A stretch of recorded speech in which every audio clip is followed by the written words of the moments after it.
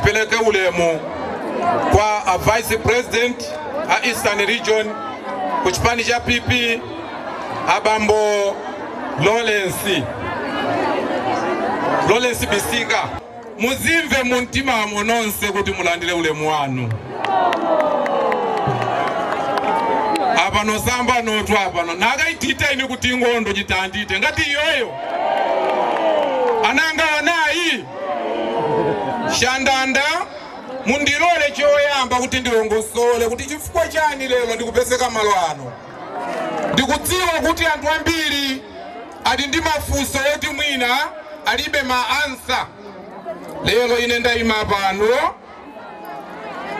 kuzipereka kuti ine kuyambira lero wina aliyense akudziwa kuti ine ndinali district governor wa chipani cha DPP. Ndikunama pa 11 September ndinapanga resign, ndinalemba kalata kuti ndikutula pasi udindo as a district governor wa Makanjira, Mangochi Makanjira. Kati kumvese sana ena mwa inu simunadziwe ndechifukwa chake lero ndabwera pano pagulu pano kuti wina aliyense kuyambira lero adziwe kuti ine kuyambira lero ndisigwira ntchito ndi Mai Joyce Banda kuchipani cha People's Party. Chifukwa chiyani ndikunena izi? Muchifukwa chakuti kholo limadziwika pakhomo kuti ilili ndi kholo chifukwa cha ntchito yake.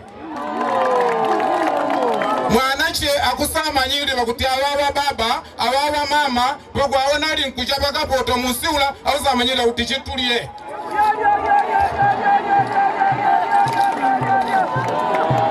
Sambano akuno kumangochi lutende mboni zanga zikala inu nonse amene muli pano. Mai Joyce Banda ndi munthu owaganizira anthu akumudzi.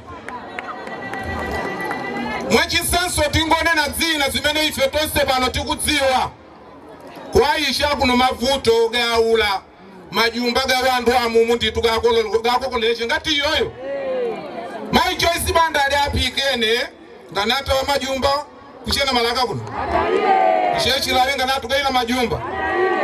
Achalongo achinjangu yeila tukaichikala mpala gaishindu ya mwana. Nanga tukupika nichizakwalini. Sambana unena iweni kuti Honorable Idrisa Kazembe alelali nkunjendela kusauza kuti nzanga ubwele kuchipani tisigwila limozi. Koma muntawi imeneyo sindina mulole iyayi.